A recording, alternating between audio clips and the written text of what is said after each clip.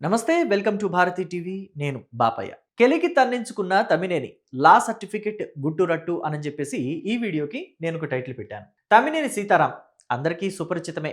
Politics పట్ల అవగాహన ఉన్న వాళ్ళందరికీ తెలుసు. 1983 నుంచి రాజకీయాల్లో ఉన్నారు. ఇప్పటికీ కొనసాగుతున్నారు. స్పీకర్గా కూడా పనిచేశారు. అయితే ఇప్పుడు ఆయన వ్యవహారం ఒకటి బయటకు వచ్చింది. ఆయన ఇప్పుడు మీడియా ముందుకొచ్చి మాట్లాడటం, అమరావతి మీద కొన్ని కీలకమైన వ్యాఖ్యలు చేయటం వల్ల ఆయన గుట్టు రట్టవుతుంది. అసలు ఆయన ఏం మాట్లాడారు? ఏ విషయంలో ఆయన గుట్టు రట్టవుతుంది అనే డీటెయిల్స్ నేను ఈ వీడియో ద్వారా తెలియజేస్తాను. ఎక్కడా స్కిప్ చేయకుండా ఎండ్ వరకు చూడండి. తమ్మినేని సీతారాం తెలుగుదేశం పార్టీలో ఉండేవారు మొదట్లో. ఆ తర్వాత ప్రజారాజ్యం పార్టీకి వెళ్ళారు. అట్నుంచి మళ్ళీ తెలుగుదేశం పార్టీకి వచ్చారు.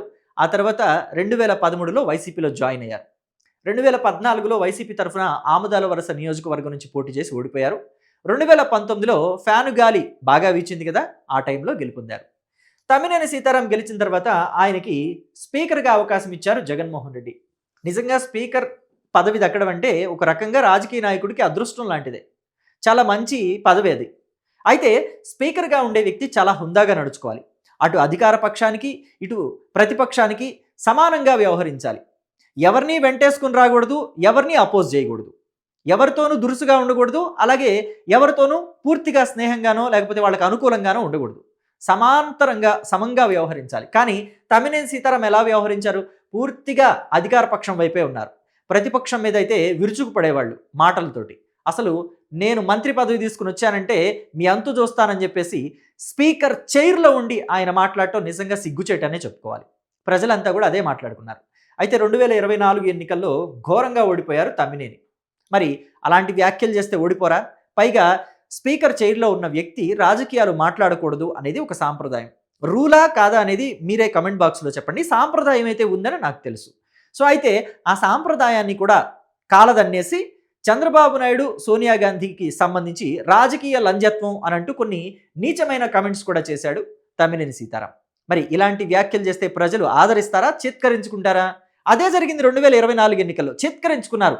ఆముదాల వలస ప్రజలు తమ్మినేని సీతారాంని ఈడ్చి అవతల పడేసి ఆ ప్లేస్లో, ఆ ఎమ్మెల్యే ప్లేస్లో ఆయన బావుమరిది కూన రవికుమార్ని కూర్చోబెట్టారు, తెలుగుదేశం అభ్యర్థిని. సో మొత్తం మీద తమ్మినేని సీతారాం మాట్లాడకూడని టైంలో మాట్లాడారు, మాట్లాడవలసిన టైంలో మౌనంగా ఉంటున్నారు.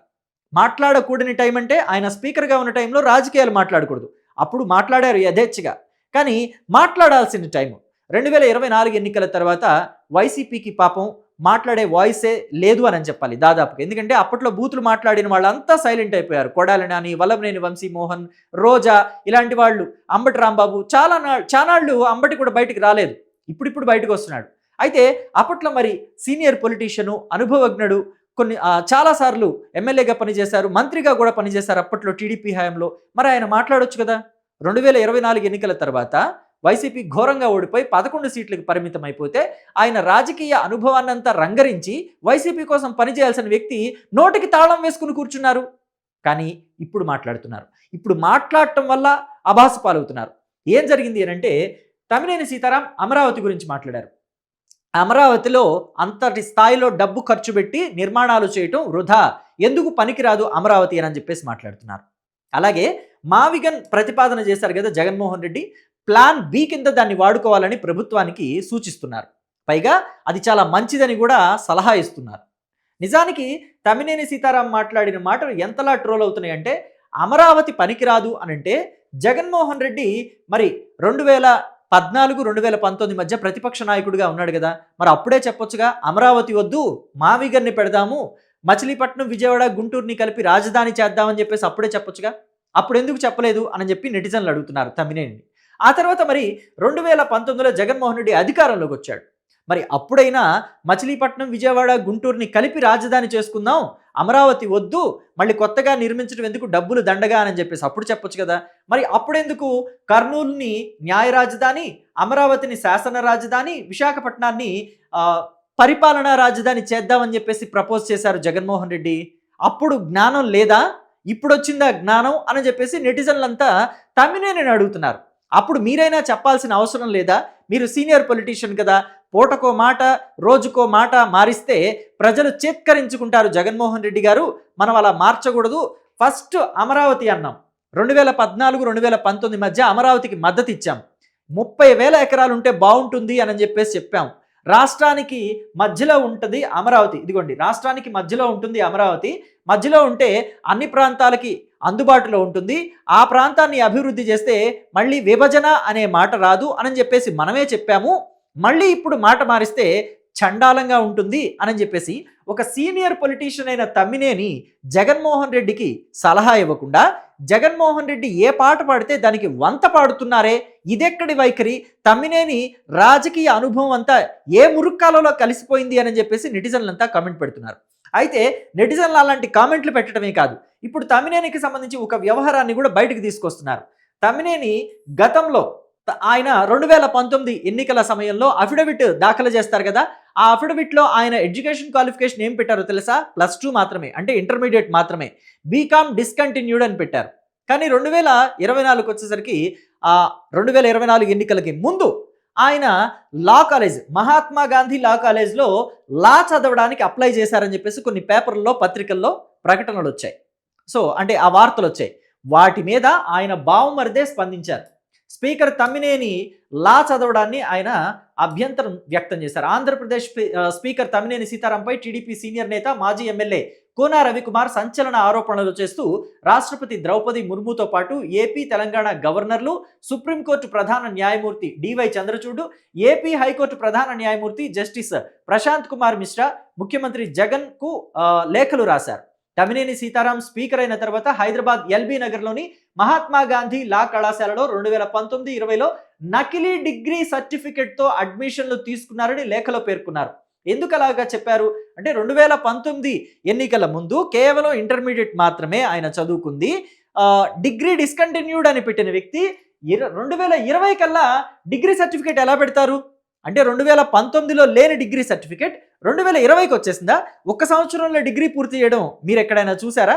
ఇలాంటి డిగ్రీలు కూడా ఉంటాయా అని చెప్పేసి మనకు అనుమానం రాదా? తమ్మినేనికి కూడా ఆ మాత్రం థాట్ రాలేదా? ఎందుకు అలాగా డిగ్రీ సర్టిఫికేట్ పెట్టారు? సో మొత్తం మీద ఆ లా కోర్సులో చేరాలంటే డిగ్రీ లేదంటే అందుకు సమానమైన కోర్సు పూర్తి చేసి ఉండాలని, కానీ తమ్మినేని డిగ్రీ కానీ అలాంటి మరే కోర్సు కానీ చదవలేదని అన్నారు. ఈ విషయాన్ని ఆయనే గతంలో ఒక యూట్యూబ్ ఛానల్కు కూడా ఇంటర్వ్యూలో స్వయంగా పేర్కొన్నారని గుర్తు చేశారు రవికుమార్. అయితే రవికుమార్ ఎవరో కాదు, తమ్మినేని సీతారాంకి బావమరిది అవుతారు. మరి బావగారి చదువేదో బావమరిది గారికి తెలీదా? ఇక్కడ మనం వాళ్ళో వీళ్ళో చెప్పారు, నెటిజన్లు అంటున్నారనే కాదు, బావమరిది గారి వాంగ్మూలాన్ని కూడా తీసుకోవాలిగా. ఆయన చెప్పిన మాటే, ఆయన లేఖ రాసిన విషయమే ఇది. ద్రౌపది ముర్ముకి చాలామందికి రాశారు లేఖలు, ఆయన డిగ్రీ సర్టిఫికెట్ మీద ఎంక్వైరీ చేయించండి అని చెప్పేసి. అంతేకాదు మనకి నన్నూరి నర్సిరెడ్డి అని చెప్పేసి పిట్ట కథలు చెప్తూ చలోక్తులు విసురుతూ వైసీపీ మీద నవ్విస్తూ ఉంటారు కదా. సో ఆ రాజకీయ విశ్లేషకుడు, ఆ రాజకీయ నాయకుడు, తెలంగాణకి సంబంధించిన నాయకుడు, ఆయన కూడా ఎంక్వైరీ చేస్తే తమ్మినేని సీతారాం డిగ్రీ చదవలేదు అని చెప్పేసి తెలుస్తుంది. ఫేక్ హాల్ టికెట్ తోటి, వేరే వ్యక్తి పేరు మీద ఉన్న హాల్ టికెట్ తోటి ఎగ్జామ్ రాసినట్టుగా తెలుస్తోంది. సో మొత్తం మీద వేరే వాళ్ళతో ఎగ్జామ్ రాయించి సర్టిఫికేట్ తెచ్చుకున్నాడా ఏంటి అనే వ్యవహారాలు పూర్తిగా అందుబాటులో లేవు. మొత్తానికైతే ఈయన ఆ డిగ్రీ సర్టిఫికేట్ అయితే ఫేక్ అని, ఆయన లా చదవడానికి కూడా అనర్హుడు అని చెప్పేసి తెలుస్తుంది. మరి ఇలాంటి అబద్ధాలు వల్లెవేస్తూ అఫిడవిట్లో కూడా లేని సర్టిఫికెట్లని పెడుతూ ఇలా చేసిన వ్యక్తి అమరావతి గురించి మాట్లాడుతున్నాడా అని చెప్పేసి మాట్లాడుకుంటున్నారు ఇప్పుడు జనమంతా కూడా. అయితే ఇక్కడ మొన్నటికి మొన్న ఈయన పేరు బొత్స సత్యనారాయణ, మీ అందరికీ తెలుసు, ముద్దుగా సత్యబాబు అని పిలుచుకుంటూ ఉంటారు ఉత్తరాంధ్ర ప్రజలంతా. ఈయన ధర్మాన ప్రసాదరావు, ఈయన కూడా సీనియర్ పొలిటీషియనే. అయితే వీళ్ళిద్దరూ కూడా తమ్మినేని సీతారాం కన్నా జూనియర్సే. నిజానికి తమ్మినేని సీతారాం వీళ్ళిద్దరికి బుద్ధి చెప్పాలి, మీరు మాట్లాడేది తప్పు అని చెప్పేసి. ఎందుకనంటే అమరావతిలో వేల కోట్లు తీసుకెళ్ళి పెట్టేస్తున్నారు, అంతా కూడా డెవలప్మెంట్ అంతా అక్కడే ఉండిపోతుంది, మా ఉత్తరాంధ్ర ఏమైపోవాలి అని చెప్పేసి వీళ్ళిద్దరూ మాట్లాడారు. మరి వీళ్ళిద్దరిని పిలిచి కూర్చోబెట్టుకుని ఏంటి ఉత్తరాంధ్ర ఏమైపోవాలని మాట్లాడుతున్నారు, నిజానికి ఉత్తరాంధ్రలో క్యాపిటల్ పెట్టాలని చెప్పేసి ఎగ్జిక్యూటివ్ క్యాపిటల్ విశాఖకే రావాలని చెప్పేసి జగన్మోహన్ రెడ్డి అన్నారు కదా, మరి జగన్మోహన్ రెడ్డి మీద ఒత్తిడి తీసుకురండి, జగన్మోహన్ రెడ్డి కదా మాట్లాడాలి 3 క్యాపిటల్స్ అని తమ్మినేని ఎందుకని వాళ్ళిద్దరికి సలహా ఇవ్వలేదు? జూనియర్లు కదా ఈయన కన్నా. ఈయన 1999లో ఫస్ట్ టైం ఎంపీగా గెలిచారు. ఆ తర్వాత 2004, 2009లో ఎమ్మెల్యేగా పోటీ చేసి గెలిచారు. ఈయనైతే 1989లో ఎమ్మెల్యేగా ఫస్ట్ టైం గెలిచారు. సో మరి వీళ్ళిద్దరూ జూనియర్లే తమ్మినేని కన్నా. జూనియర్‌లని కూర్చోబెట్టుకొని పైగా ఉత్తరాంధ్ర నాయకులే ఇద్దరు కూడా. సో చెప్పాలి కదా వాళ్ళిద్దరికీ. మరి తమ్మినేని వాళ్ళిద్దరికీ చెప్పడం లేదు. ఆయనకి ఆలోచన లేదు. మొన్నటికి మొన్న వీళ్ళిద్దరూ కూడా బొత్స, ధర్మాన ఇద్దరు కూడా ఉత్తరాంధ్రనే క్యాపిటల్‌గా పెట్టాలి, విశాఖనే క్యాపిటల్‌గా పెట్టాలి అని చెప్పేసి మాట్లాడారు. ఇప్పుడు మావిగన్ అని అంటుంటే జగన్మోహన్ రెడ్డి మావిగన్‌ని ప్రతిపాదిస్తే జై మావిగన్ అంటున్నారు. అమరావతి వద్దు మావిగనే ముద్దు అని అంటున్నారు. ఏంటిది? ఉత్తరాంధ్ర నాయకులందరినీ కూడా దగ్గర కూర్చోబెట్టుకొని తమ్మినేని చెప్పాలి కదా! మనందరికీ ఇదంతా సరిపోయేది కాదు. వైసీపీలో జగన్మోహన్ రెడ్డిని కూర్చోబెట్టుకొని మనం మాట్లాడుకోవాలి. ఇలాగా నా సర్టిఫికెట్లకు వ్యవహారం కూడా బయటకొస్తుంది. నేను వెళ్ళి అమరావతి వద్దు అంటే జగన్మోహన్ రెడ్డితో మాట్లాడుకుని అమరావతి ముద్దు అని చెప్పేసి మనందరం చెప్పించుకోవాలి. లేదంటే చిక్కుల్లో పడతాం. పార్టీ కూడా మళ్ళీ 2029లో కూడా బకెట్ తన్నేసే అవకాశం ఉంటుంది. 2024 ఎన్నికల్లో అమరావతి వద్దన్నందుకే 151 సీట్ల నుంచి ప్రతిపక్షానికి కూడా పనికి రాకుండా 11 సీట్లకి పడిపోయాం. మళ్ళీ ఇప్పుడు అమరావతి వద్దు మావిగన్ ముద్దు అంటే మళ్ళీ ఈసారి కూడా ప్రతిపక్ష హోదా కూడా వచ్చే అవకాశం ఉండదు అని చెప్పి జగన్మోహన్ రెడ్డిని కూర్చోబెట్టుకొని మనం మాట్లాడుకుందాం. ఉత్తరాంధ్ర నాయకులు అందరం కూడా మాట్లాడుకుందాం. ఎందుకంటే ఉత్తరాంధ్రలో వైసీపీ ఆల్మోస్ట్ గల్లంత అయిపోయింది 2024 ఎన్నికల్లో అని చెప్పి మాట్లాడాల్సిన వ్యక్తి తమ్మినేని. కానీ ఆయన ఇప్పుడు మావిగనే ముద్దు అమరావతి వద్దు అని చెప్పేసి అనటం వల్లే ఈ సర్టిఫికెట్ల వ్యవహారం బయటకు వచ్చింది. మొత్తానికి తేలుకుట్టిన దొంగలాగా తమ్మినేని నోరు మూసుకుని కూర్చోవాల్సిన పరిస్థితులు ఏర్పడుతున్నాయి. దీని మీద మీరేమంటారో మీ అభిప్రాయాన్ని కామెంట్ బాక్స్లో తెలియచేయండి. Thank you.